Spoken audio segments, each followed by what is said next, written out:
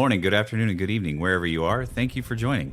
At CIQ, we're focused on powering the next generation of software infrastructure, leveraging the capabilities of cloud, hyperscale, and HPC. From research to the enterprise, our customers rely on us for the ultimate Rocky Linux, Werewolf, and Aptainer support escalation. We provide deep development capabilities and solutions, all delivered in the collaborative spirit of open source.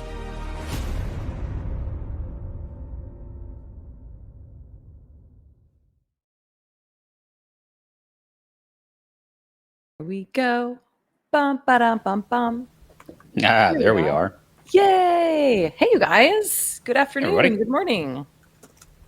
Good morning, everyone. It's afternoon here, Rose. It is. Afternoon.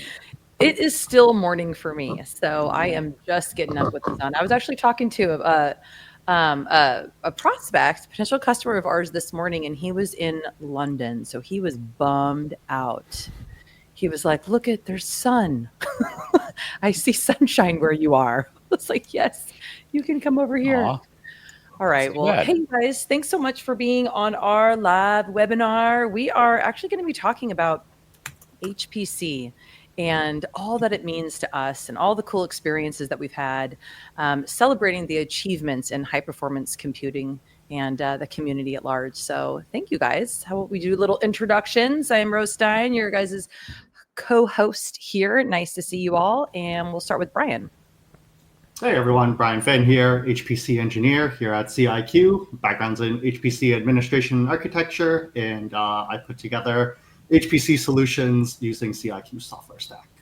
I feel like we need to do the cheers thing. Brian! I feel like I haven't seen Brian in forever. I've seen Jonathan recently, but I haven't seen Brian in a long time. Welcome back. Yeah, Good to be back. it's good to have you. It's good to see you. All right, so the next person on my view is you, Mr. Zane. Hi, guys. I'm Zane. I'm a co-host as well. Awesome. Glad that you were here. And Forrest? Good morning. Forrest. Forrest. Good morning, everyone. My name is Forrest Burt. I'm a technical sales specialist here at CIQ. I've been here for a while. I've done quite a bit of different things here, worn a few different hats. I've done some HPC engineering work. I work at the moment with our sales team, where I kind of provide a lot of technical expertise on our HPC market. And just in general, I'm, much like these fine gentlemen, all over the place as our subject matter expert here or as one of our HPC subject matter experts. Sorry, I've got many things at my attention right now. I'm my background is in HPC system administration as well. These days I kind of specialize in AI, so I've got a lot of different AI screens open in front of me at the moment. Yes, that is awesome. Probably everybody watching this can relate. I think we all have multiple screens going on our tables right now. Okay, and super excited to see Fernanda back. Oh, yeah, welcome in. I feel like it's been way too long. Hey, everybody. you want to introduce yourself? Say hi. I'm Fernanda Forder. I am out of industry. I am back in the DOE system. And I am here on my own accord, and my views and opinions do not reflect mine. Love Disclaimer. We will all take a love it. disclaimer at this moment. Yes. That's awesome. That is awesome. Glad you're here. And Jonathan. Jonathan. You knew it was coming. Can I say that my my statements reflect the policy of the DOE? No, you cannot. You can say it, but you might not want to. Yeah. So my name is Jonathan Anderson, and I do HPC type stuff at CIQ these days. Mostly, I focus on kind of solutioning around Fuzzball and do some QA and debugging kind of stuff there. And I also do a fair bit of work both with CIQ and in the open source community around Werewolf. So I lead the technical steering committee there and do a fair bit of development these days. We appreciate it. We sure do. Yes. Thank you all for all the good work that you do. So the first question I have here is who's going to supercomputing? It'd probably just be easiest if we just raise our hand. Yes, Who's Fernanda. going to supercomputing? There you go. We got to see you. Awesome. So are you, Fernanda, are you going to be with anybody, any booth, or are you going to just cruise around and come hang out with us? So the good news about being in industry is that slowly but surely people forgot about me.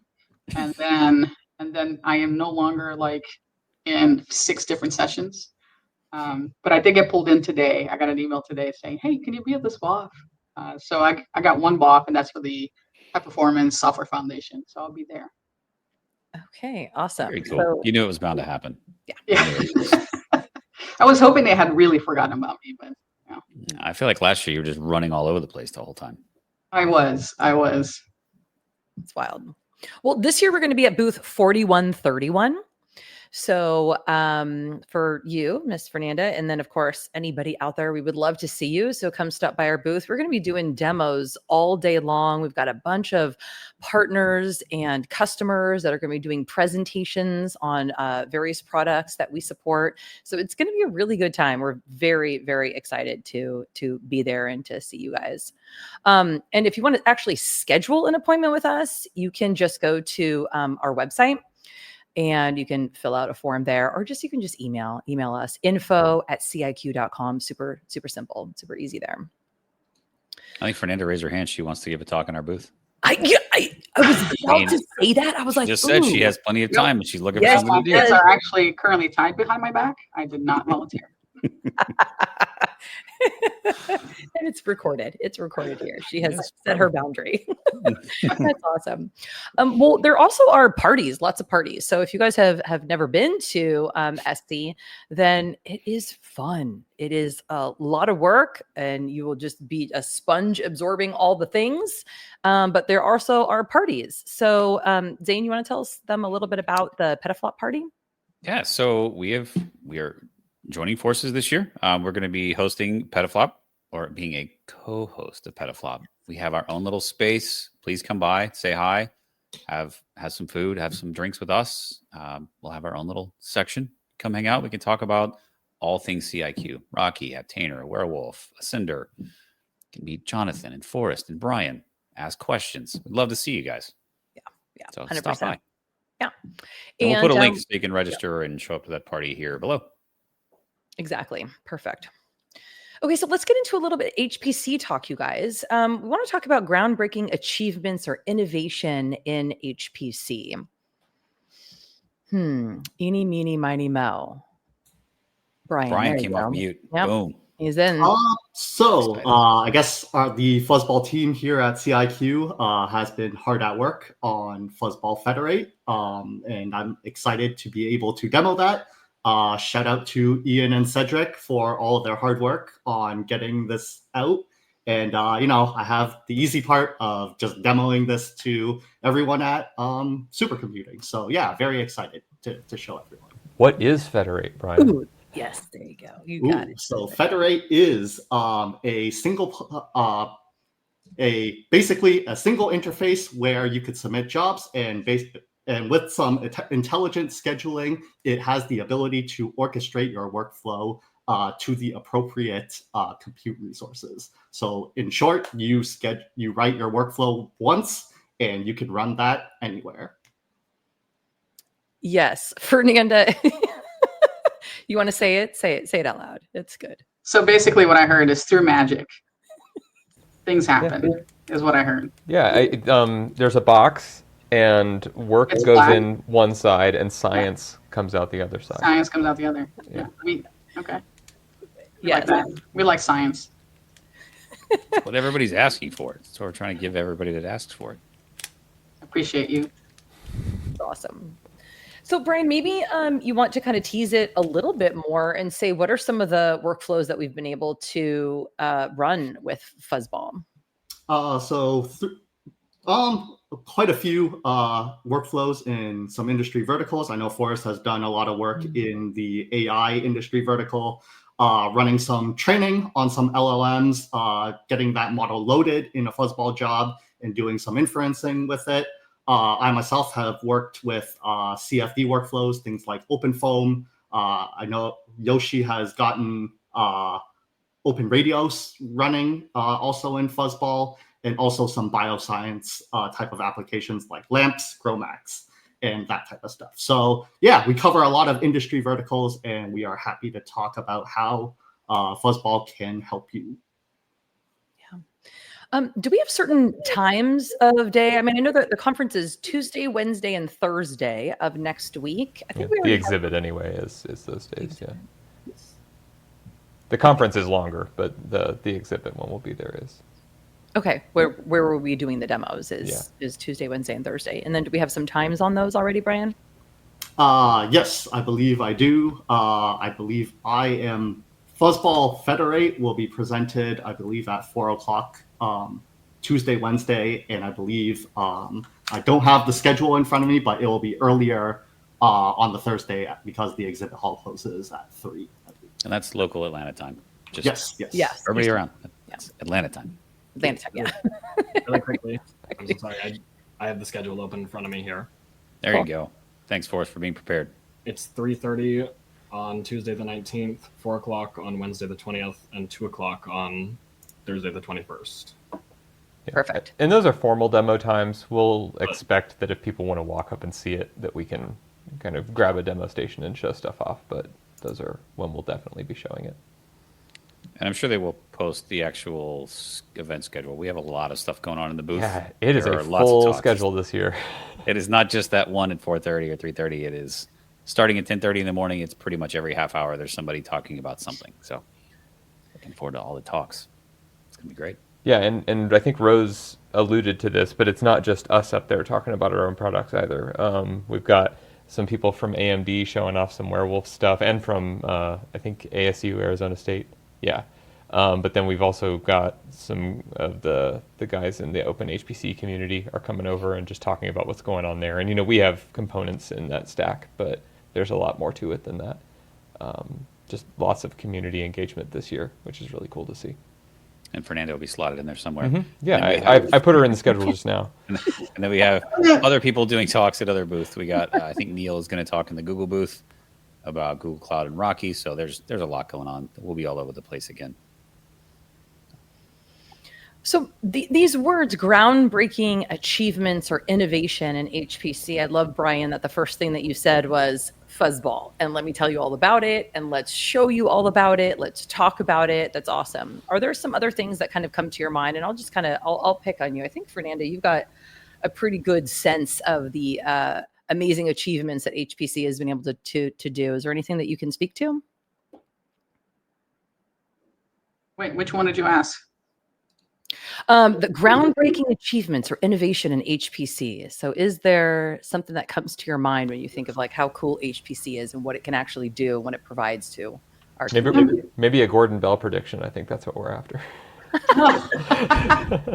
I mean, of course, I think the teams that use Frontier are going to win because I'm not, if anything, but transparent about what team I'm on now. But I think actually it's been no small feat to get AI working on AMD GPUs. And the learnings that we went from, using NVIDIA GPUs and then being able to, fairly quickly translate to AMD GPUs, I think says something about, not only what we learned, but our ability to pivot to new hardware, which is good for the community overall, as painful as it can be.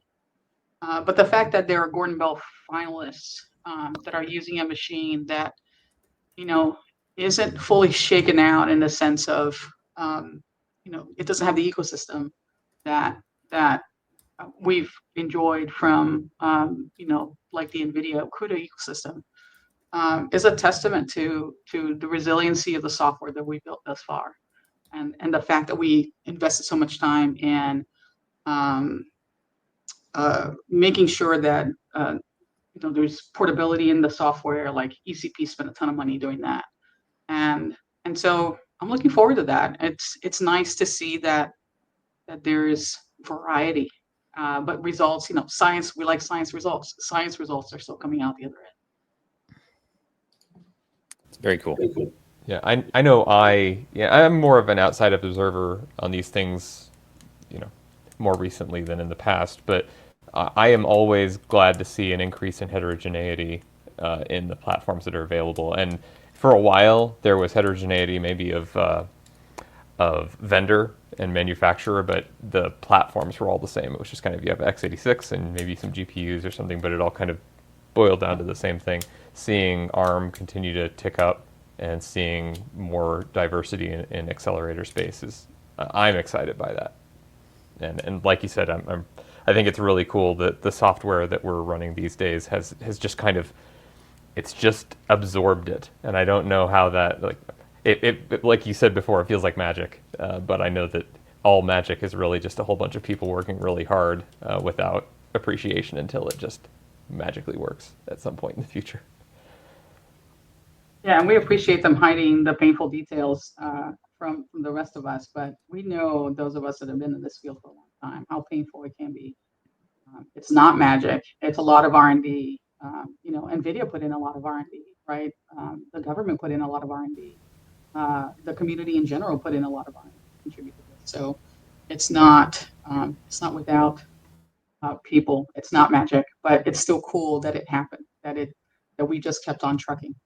We just kept on going.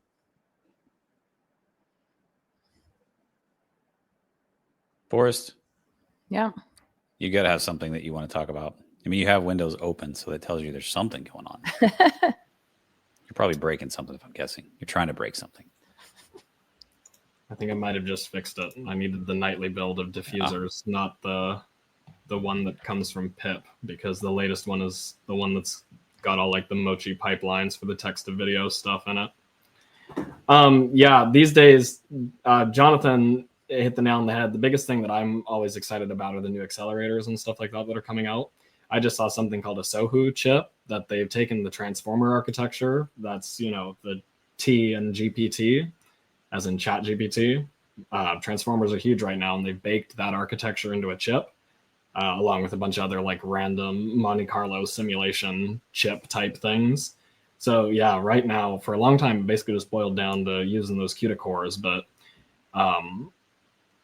and of course, even the CUDA cores are getting fascinating. They've got like these new, the GB200 racks that are coming out that have got like that NVIDIA combo CPU, GPU on the chip. And you get one rack of those together, and it's like 120 kilowatts in one rack, but over like an exaflop of mixed precision compute for AI in like literally one, like just a 48U rack format. So it's, things are, we see it talk about magic tech, stuff like that. This is the type of thing that the high technology that really starts to put the, the highly advanced technology is indistinguishable from magic type thing into reality. Cause this is just like, we're starting to see things that a lot of us never even conceptualized seeing. And it's, just every year at SC, things get more and more advanced. I remember the first year we were there, they had like Gaudi chips and stuff. Then they had, the optical interconnect on a chip. Every year it just gets better and better. So I'm super excited for that. Just the tech never gets any less interesting. It only is getting more fascinating.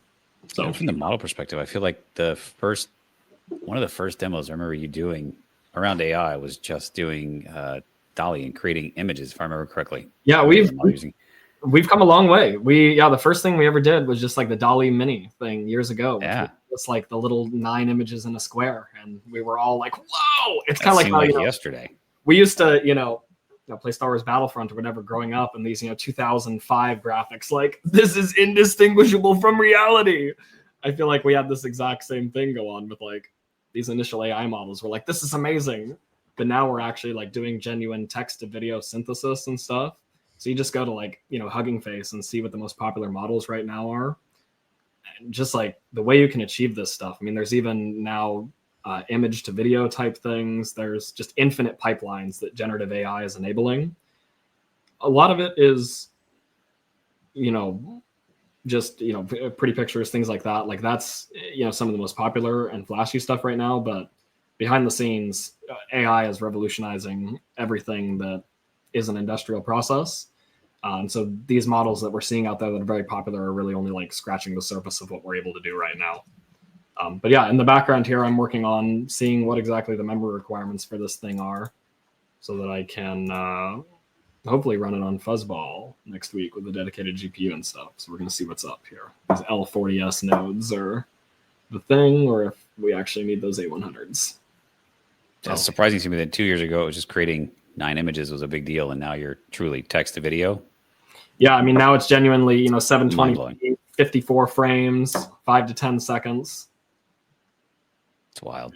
It's come a long ways. Brian, other than fuzzball, what else are you playing with that's interesting? Just trying to get, I guess, some of our software vendor applications running, things like ANSYS. And just seeing what we can do in the CAE industry vertical with fuzzball. That's very exciting. What are people actually wanting to do with the ANSYS side? What is the thing? Well, you can do a lot with ANSYS. I think one of the main use cases is using their Fluids suite, and basically the main application there is ANSYS Fluent, which where you can basically run CFD simulations with that. And then also there's also a visualization component of it, and just kind of tying this entire workflow together in fuzzball basically, and getting that up and running. Yeah, I think a lot of the ANSYS conversations have been particularly interested in the federate side of the conversation, where that you can run ANSYS in the ANSYS suite locally, and they have a cloud, like I think it's almost like a SaaS platform that you can run the ANSYS suite in, but there's kind of a hard barrier between those two use cases, and part of the goal with Federate is to let you develop the workflow once and move things around wherever it makes sense to run them, either in development or in production. And sometimes it makes sense to go out and scale up into the cloud, and sometimes it makes sense to prototype out there on whatever new equipment is available and then migrate it to a production resource that you maintain locally. And being able to do that without having to change anything about your workflow or how it's defined is a big part of the goal of fuzzball. And so far, it's working really good. It's pretty cool. Yes, it is. Yeah, we're the Federate demo and stuff like that. I'm super excited to see that tech out there. So props to our engineering teams and everyone there. Super cool stuff. Absolutely. They put in a lot of work, very hard and very fast. So yeah, and this is just the beginning. it's true. Right? This is just the start. It opens up doors that we didn't even know we wanted to open. I'm sure it's what's going to happen. Fernanda, were you saying that you have an example of like using ANSYS or something specifically? So here's something about me. I'm dyslexic. It comes with the territory of having ADHD. And like the simplest thing that's been blowing my mind lately is that I can take my phone and use an app. And if there's something I need to read, like on a book, I've been trying to read this book lately here on Apache Arrow. I have the print, I don't have the PDF. And so for me, reading this by, regular means is really difficult, but I can read this twice, maybe even 2.5 times faster. If I just get something to read it to me. And I've been using my phone. The phone takes a picture of it. Text is immediately, recognized. And then it texts to speech on my phone in an amazing voice that doesn't sound super robotic. And I can absorb this book in a way that I couldn't before. Before I would just have to go little by little. So, while all of these other ChatGPTs and whatever are really, really nice, it's the day-to-day that help and, I think is going to speed up. Another example is I've come back from industry. I've been a director. I've been away from the keyboard, come back as an engineer to the lab. I'm a little rusty. I haven't touched an AMD GPU yet. So just to get a GPT to be like, okay, give me the example of this. What does this mean? Just to get started. Is it going to be correct all the time? No, we know it's not. Is it going to give me great code? No, but at least it gets me started with more pointed questions because I know what pointed questions to ask. And that's already like sped up my learning curve.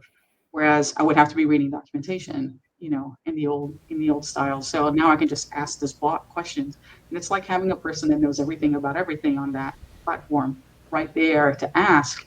And yes, I know it comes with all the caveats, but I can be aware of those caveats, right? And so I'm really excited about that. It's just that on-ramp to something to get people started. I think is exciting. Yeah, I don't even know how to feel about how much what I use is Microsoft Copilot these days as a coding aid. And I'm not doing like the code generation thing, and I'm not plugged into my IDE or anything like that. But if I get stuck, I'll just go like have a conversation And people would talk about rubber duck debugging, that if you have a problem, you just put a rubber duck on your desk and then explain your problem to it, and the solution will manifest itself. And it's like the next version of that, where sometimes it's completely wrong. I've compared it to having like the most efficient junior developer on your team ever, because sometimes they're extremely and confidently wrong, but they'll go do a whole bunch of work and bring a lot of information to you, and then collate it for you in one place. And it's I solved a problem last week that I guarantee I would have just abandoned the entire line of inquiry if I had tried to investigate it myself, because I was so completely off the mark, and just a whole aspect of the Go templating language that I just didn't even know existed, and it solved it, or it pointed me in the right direction in 10 minutes. Yeah, that's what it's great for. I did that too with, so there was some PyTorch bug that we were having, and I pointed the documentation, one of the, the chat bots to it, and I said, hey, find me what this does. Now, I could have gone to the documentation in the old way and looked for the specific thing and try to read it. I was like, what does this do? And, how can I improve it? And it gave me the right place to go. Like, I literally just went to that place and I found it. So it just saved me time. I'm really excited about this. I think it's going to improve, at least, the early struggles. We're still going to have to struggle. As a counterexample, I had a really great experience of, so I was using a library, and I didn't like the way this library worked. I said, can you give me an alternative to this library? These are the things I don't like about it. And it gave me a list of 24 items. The first item was the original library I asked about. The second one was a supposed additional library written by the same person that didn't exist. The rest 22 items were just the same item repeated again for 24 items in a list. And it's like, and then the last one is, or you could write one yourself. But then I said, I just laughed. I shared it with my supervisor, and we're talking about, back and forth experiences with LLMs. But then I went back to the conversation. I said, do you realize, to the LLM, I say, do you realize you just did this? And I described what I just did. And it's like, oh, let me try again. And it gave me actual useful results. Yeah, I've had a similar experience. As someone who's very autodidactic, it's the greatest custom learning tool ever. And if you go look at, they just found that Stack Overflow's traffic has dropped off by 25% over the past year. Chegg is falling apart as a company because no one is cheating using it anymore. It's all just on the ChatGPT. But I've had a similar experience where it's super, I can go out and read documentation. I can do all that. This just makes it so easy to query it for exactly the thing that I need. At the same time, I've also been able to I take the torch tune documentation, because sometimes it doesn't know everything, and be like, if I have this type of data, which one of these data sets is going to best fit this? And what's the munging code that I need to get this data formatted for this type of PyTorch data set? And boom, usually for that type of stuff, it's pretty accurate. I've had a couple of really amusing times where the biggest problem I've found runs into is numbers. It's not meant to do mathematics. It doesn't have an internal calculator in it. So it can do math somehow.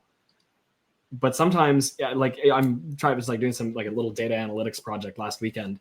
And the numbers that I got in the end were way off. And I'm like, are you sure you've got this right? Recompute this and check everything. And it was you're correct. I've got this absolutely wrong. And it came back with these completely different figures. And I'm like, I wish we would have realized this would have been an issue 10 debugging steps ago.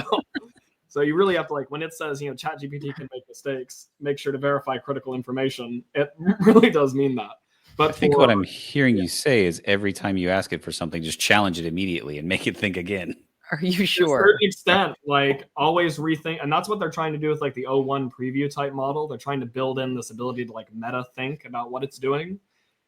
How much that's working, I'm not quite sure. I think the chatbot ranking, O1 preview is either just overtaken 4.0 or it's slightly below it. But I usually find 4.0 on the ChatGPT side works best these days. But yeah, it's kind of funny when it's confidently wrong. The absolute bugs and hallucinations and it saying weird stuff has dropped to a minimum. But I do have to laugh at how people are still jailbreaking it. Even today, there's still jailbreaks and stuff out there. It's it's incredible. It's a whole new world. But yeah, the greatest custom learning tool ever created. Yeah. To Fernando's point, thanks for sharing about being dyslexic. I think that's pretty common. My mom has dyslexia as well, and she is a chef. She's great at it. She's a teacher, chef. She can get into the kitchen and, you walk in, there's nothing here. There's nothing to eat. And you can have you know what I mean? This gourmet 4-course meal in 30 minutes. She just is magical at so many things that she does. But she really struggled, especially when she was teaching, and she loves to teach. She loves to teach kids cooking and nutrition and how to put things together and what to do in the kitchen. But actually writing out a lesson plan is just torture for her. It's like trying to teach an ant how to drive a car. It just is, she just struggles to do it. And so she comes to me. And I have recently sent her to ChatGPT to write her lesson plan. And it is like a miracle. She has it on her phone now. Everywhere she goes, everything she does, she has ChatGPT helping her craft emails to people, because she just doesn't really get that communication, the written typing kind of communication. So it's just really revolutionized her ability to communicate. It's really cool. Yeah, it cleans up my language. I tend to ramble on emails or messages where I'm just kind of thinking out loud, and I know this about me. Yeah. And before you know it, you've got a 10-paragraph email on a simple, question. And I go to ChatGPT and I'm like, okay, get the most important points and shorten this to 1 paragraph. And it does it. And it does it so well. It does. And it also gets rid of that blank canvas block, right? Yeah. That for me is the worst. I open a Word document and I have to write an abstract, and I'm like, oh. But I remember a professor in college when I was in grad school that said, don't think of yourself as a writer, think of yourself as an editor. So just start writing and you'll be better off editing. And I learned that, and I would do a lot of, pairing up with people, and we would just kind of brainstorm something and write something really dirty. But once you've got something down, it's really easy to start editing. No, this is wrong. And I can get ChatGPT to be like, okay, give me a simple, abstract that includes, these thoughts. And then of course, half of it is wrong, but I can edit that. Right. And so it just gets you over that blank stare of, I don't know what where do I start? Right. Yeah. Yeah. It's awesome. Fernando, what is your actual area of research these days? I know you've moved from industry into DOE, but I am in health informatics now. Okay. Working with a team that's working with VA data. And also, if you remember the Cancer Moonshot, that's now a project that's been going on. In fact, when I left the lab, I was working on this project. Just as the, partly the HPC person, so the technical person that helps them with their HPC needs and software. But what I'm really interested in, and the part that I want to go into more research, is the idea of how to get data ready for compute. Compute ready data. So much data out there. And, if you remember, I was at Voltron Data, which was, exactly in that kind of realm. And it's just that I've struggled all of these years to get data ready for compute. When I was at a small consulting firm called BioTeam, just getting data from NIH and use that in a useful way was painful. It was either behind some sort of FTP server, it was in CSV files, it was compressed. It might have been in PDF files, like literal tables in PDF files, and I would have to scan those in and find a way to get them into data. And it's that thing that no one talks about. And if there's something that I love, is working on a problem that's not as sexy as everything else. What's sexy right now is AI, and I just love solving problems for people to just make it easier for them to do their work. And so this is the not so sexy part of it. And now the Department of Energy wants to do more work with getting data facilities, or in other words, making data shareable and making data ready for compute. And I'm really interested in that aspect of it, especially when it comes to health data. Health data is so difficult. The number of modalities are so hard. trying to do anything with the data is really hard. I have examples, but I don't want to keep belating the problem. Is it getting better? That's the real question. It's not getting better. It's not. It's a hard problem. So I'll give you the example and make it really, really easy to understand. We're working with a data set right now that we just had a meeting this morning. We're just trying to figure out, like, if a person needs to go to a clinic and they live in this location, what's the nearest clinic? You think that's an easy thing to do with addresses and Google Maps, right? That seems like a solved problem, right? Find the nearest clinic. But it's not. Finding zip codes is not. Understanding where zip codes lie, understanding where it crosses a border. It's not as easy a problem as it seems. And the data that we're getting is not really clean. So to identify that as a risk, whether or not somebody's able to obtain care or not obtain care, is a really hard problem to do. And again, seems like it should be easy, but it's not that easy.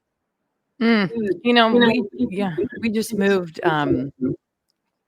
Sorry, I think there's like a little feedback there.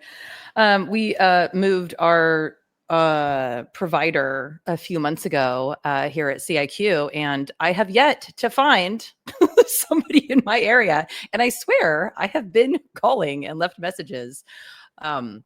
So yes, thank you for sharing that. That is a challenge that I am well aware of. So curious, you guys, as we are kind of thinking about being in this field, and you guys are all professionals at this point, and so you have an incredible amount of knowledge and wisdom and experience to share with the next generation that is coming up. And they're like supercomputing, and we're all going to be there, is such a cool place to see the next generation of students that are coming in doing stuff with software. And so there is going to be, they have, what is it saying? It's like a competitions. Student cluster competition. Yeah. Cluster competitions, which is so fun. And I remember, so 3 years ago was my first SC with CIQ. And it was like, there was a couple students that ran Rocky and kind of, knew who we were, and it was kind of fun. And then the following year, it was almost everybody. What do you think this year is going to be like? I don't remember how many teams there are, but I bet there will be only one that's not. I don't know. Jonathan's probably already looked. I haven't looked at the list, Okay. But my expectation, there will always be someone that's running a Debian or an Ubuntu, but most everyone that's not will be running Rocky, I expect. The best thing last year was when we came up there and there was a team that just straight up recognized Greg out of a crowd. That was fun. That's awesome. Fernanda, is that somewhere that you tend to be drawn to as well, as the student cluster competition? Like, have you ever gone to that and seen what they're doing? I do. I always go over there and say hello. I had a chance to be part of it and be a judge probably about 10 years ago. But I always say hello and check on the teams, and especially if sometimes there's like an all-girls team, and I go over there and I cheer them up. Yeah, it's fun. I'm looking forward to it. I'm looking forward to SC, and I think it's going to be probably feeling pretty normal this year. It already felt normal last year, but I think this year is going to feel extra normal. That's awesome. So we're definitely going to be over there cruising in that direction and saying hi to all the students. And I think we're going to have like swag bags and like cool stuff for them. Is that right, Zane? That is what I've been told. Yes, we will be able to have swag bags for the teams. So looking forward to seeing all you guys. I'm on the site looking at, there's a pretty good group this year. 1, 2, 3, 4, 6, 7, 8, 9, 10, 11 teams looks like. That's rad. It'll be cool. So Brian, do you have any, like advice or suggestions about the HPC world that you'd like to pass on to the students? I think biggest thing that comes to mind is if you're interested in HPC, I would encourage all students to dive deeper into a domain of science that interests them and how HPC kind of applies to that particular domain. And once you have that type of understanding, you'll have a pretty solid foundation to, I guess, get your career kind of started in that particular industry vertical. And, once you get your foot in the door, you can kind of pivot to different industries that interest you, or build up your career in one if that's the route you want to go. Yeah, that's a great suggestion. It's always good to do something that sparks interest. Yeah, definitely. That's good. Thank you for that. Jonathan, do you have some advice or suggestions for the budding HPC engineer? I mean, my experience is like the other side of the spectrum from what Brian just described. And what Brian described is the most normal story I hear. It's like a scientist that was in a specific research domain and then became the cluster person. But somehow I managed to get into this just from a pure systems background. And for that, it's just my advice is to get involved in the communities that surround the software that you are working with, whether it's the system software, like I mentioned, I'm more and more involved in the Werewolf community these days, or the Apptainer community if you're doing containerization, or the Open HPC community. They're really welcoming and engaged. But if you're using a specific piece of scientific software, a lot of those are open source these days and have communities around them too. Don't hesitate on that. Like, these groups are all just people, and they're people that are interested and passionate about that specific thing, and they'll be interested to talk with you about it, and go find where they meet. It's usually some kind of Slack or a mailing list or something, and sign up for that, lurk on that a bit, and speak up when you have questions or thoughts, and try to contribute when possible. The first meeting that I showed up to in an Apptainer community meeting, Dave just I brought up a bug report that I was interested in. He's like, "You can solve that, right? I'll assign that to you." And I'd never programmed any Go ever. And just with that set of expectations, there were people there to help, and it was really cool to get engaged that way. What would you have done with AI at that time in your life? And that wasn't that long ago. It was right at the beginning of it. And I think I was more of a curmudgeon at that time, so I could have used it and just didn't. Yeah, I don't know. Yeah. There's benefits, but I learned a lot from doing it too. I don't know. As long as it's an aid rather than trying to replace something, it's good. Yeah, that actually brings up a great comment. If you wanted to pop that in there, Gwen, about AI. Yes. Hey, thanks for being here. He says, AI is a useful tool, most especially time reduction when trying to solve a technical problem. Absolutely. That's right. Yes, thank you for that. Okay, Forrest, do you have any suggestions or something you'd like to say to your peers? Haha, that's very funny, Ross. The University Research Computing Department is your friend. Startups are your friend.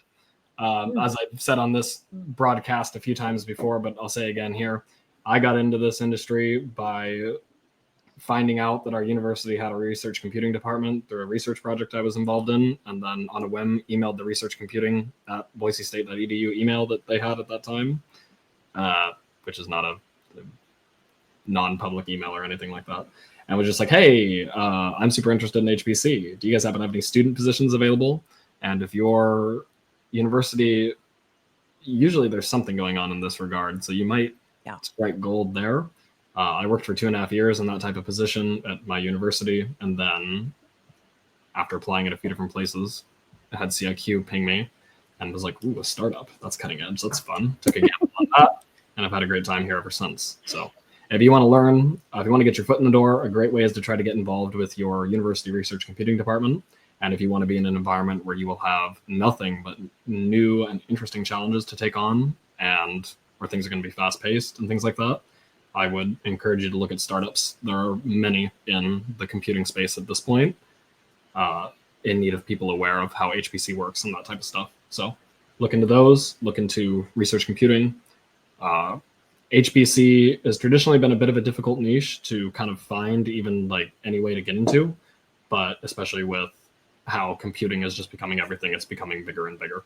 So all kinds of places need HPC engineers at this point. You wouldn't believe it. So yeah, absolutely. I have not come across a university yet that was like, "No, we're fully staffed. We don't need any more help. Thank you very much." Exactly. There is always help needed and wanted. So yeah, it's awesome. Thank you, Forrest. I think the biggest part is to quote Ted Lasso. Just be curious. That's what worked for Forrest. Be curious. Exactly. Seek it out. I don't even know that a lot of this exists. Hey, Dr. Sill. Hey, welcome in. Wow. Sorry, it was configuring a new cluster. We will be back in touch with you about the software in a bit. Perfect. Looking forward to it. What's up, I Alex? saw Misha ask a question earlier. Maybe he didn't. Yeah. We were talking about magic, and it just happened. Poof. You have arrived. Well, you already had magic because Fernanda and Forrest and Jonathan and Brian and Zane and Rose are here. True. So. True. And now you have joined the party. We are so glad that you are here. So we were just talking about, suggestions for the incoming students, suggestions for people who are interested in HPC and wanting to get their foot in the door. And I mean, this is literally what you do all day long, right? Is help these people. But how do you encourage them to get to you? Oh, wow. I really regret missing all the great answers that probably came before. So I'll probably say something dumb, but I'll tell you, for me, experimentally, the biggest difference in the last year or so compared to before in getting students started is I've started to put little clusters in their hands, like literally in their hands. And you know about this, and we've been building lots of these things now. We built Raspberry Pi ones, we built RISC-V ones. Well, we just bought those. I have 3 different versions of RK3588 boards that I'm trying to get working. The Rocky Linux alt architecture team has been really great to work with. We've been having the most success with little x86 based boards from Radza, which we've shown off on this channel before, and we're going on a new generation of these things. The nice thing about x86 is this. There's no muss, no fuss, right?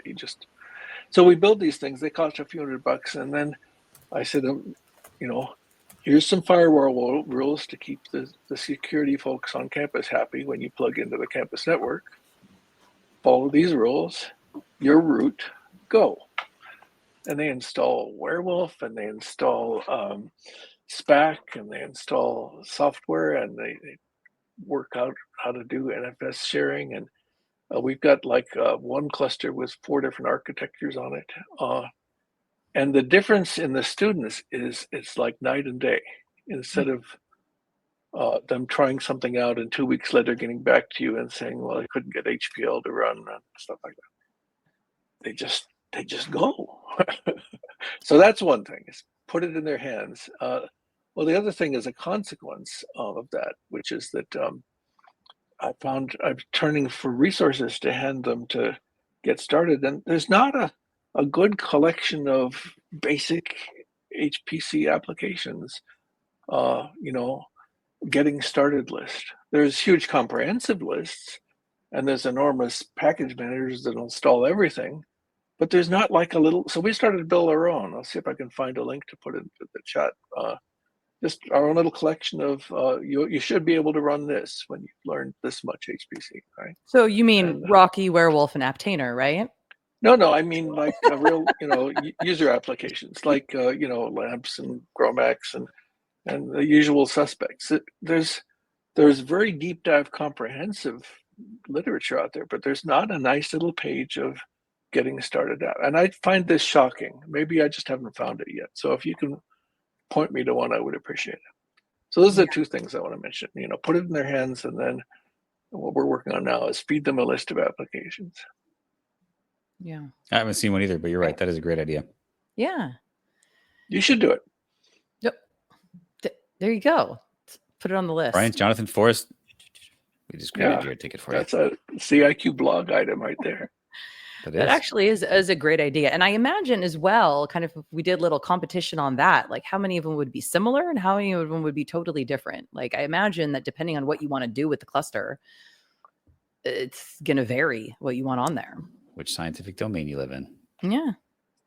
Yeah, but if you get a good sampling, people can pick from it, right? Yeah, exactly. Yeah, that's a great idea. As long as physics is the most important. Is that what I'm hearing? Okay, I'll put the link in somewhere, and you can decide whether to distribute it. Absolutely. Everything is physics eventually. Great idea. That's our getting started list. It's very crude right now, but it's open source, right? So people can contribute. Yeah, I like it. Thank you, Alan. Glad that you're here, man. Really good to see you. I think I heard that you are not going to be at SC this year. Is that right? Too many new projects. We're taking delivery of our cluster for our renewable energy powered demonstration facility soon. You'd think I've been spending a lot of time, working on the details of that cluster. No, that's the easy part. I've been spending all my time understanding power agreements and fighting with the University Loss Prevention company that wants me to put the batteries of the UPS system in a separate building because they just had never done this before. It's like, I can take you to our on-campus machine room where we do this all the time. We put it in a separate building. So, power and cooling. I spend most of my time on power and cooling. Also sounds like you spend a little bit of time with lawyers. They're the ones that typically make that really fun and interesting. I spend my time talking to university employees who then talk to lawyers. Yeah. Sounded very lawyer-esque. All right. Well, we'll take lots of pictures and send them to you, Alan. Misha will be there, right? Yes, Misha will be there. We will have chocolate, so we'll drop by. I'm sorry to miss the fuzzy hats and everything. You guys sound like you're going to have fun. I can send you one, Alan. I can send Misha. Yeah. If you can get Misha to wear one, then I'll accept. Happy day. I hear you. I've been trying to get Greg to wear one, our CEO, and he is not interested at all. At all. So that'll be a happy day if we can get that going. That's awesome. Thanks, Alan. Glad that you're here. Thanks for showing up. Okay, Fernanda. and Miss Fernanda, yes. Take us out here. We're kind of Blue at the top sky. of the hour. So yeah, tell us some suggestions you got for our kids and wrap it up. So it seems like Blue Sky has come alive, post some events in the US. And so lots of folks have left the Bird app and have joined the Butterfly app.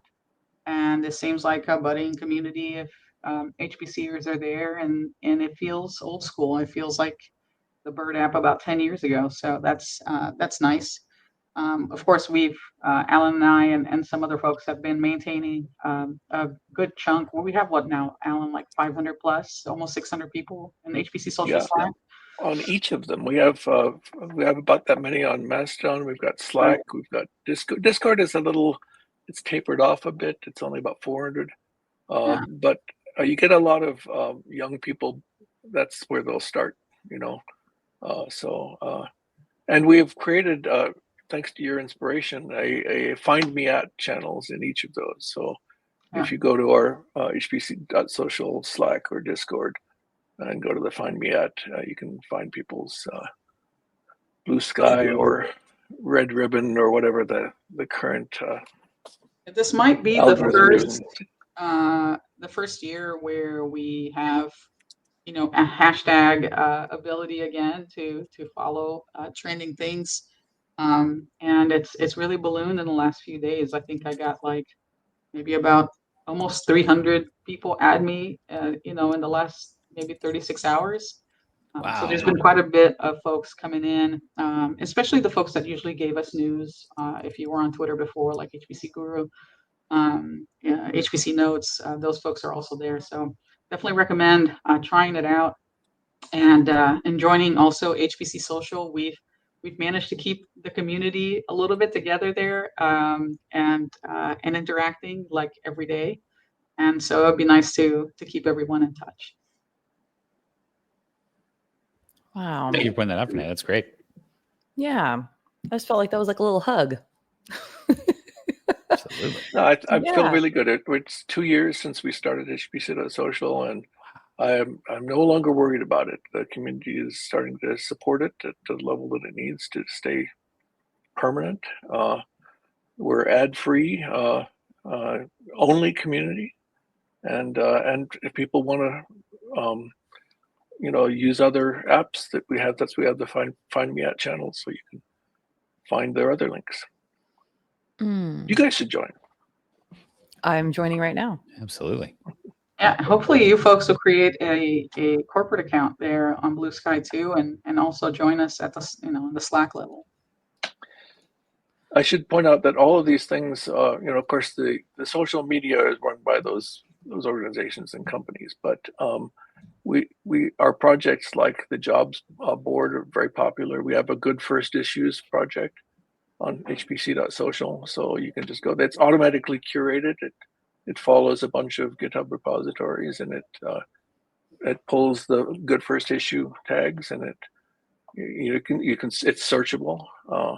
So these are projects written by Vanessa Sackett and contributed to by others, and the whole hpc.social is an open source project. So if you have an idea, put it in the discussions, and we might do it. I love it. So those links that you actually put in our little chat here are not working for me. So maybe I'll send you an email, Alan, and make sure that we get the proper. They're working for me. The GitHub links? They They work. I just tried it. Yeah, Really? they're working for me too. Okay. It's DNS. Well, It's just a Rose problem. it must be me. Okay, good. Well, I'm glad that we were able to check it and that it's working for you guys, and I'll get with somebody to get on there. But we are at the top of the hour, you guys. This has been so much fun. Thank you so much. We will see most of you at SC. Alan, we will send you pictures. You will be there in our hearts and our minds. And everyone out there watching, thank you so much. Come by, stop by, and see us at booth 4131. We'll be in Atlanta. Most of us are getting there in a couple days, right? We're showing up this weekend. Yeah. It's going to be really, really awesome. So again, thank you so much. And if we don't see you before then, have a wonderful Thanksgiving. Thanks, Okay, Rose. good things. Thank you, everybody. Bye.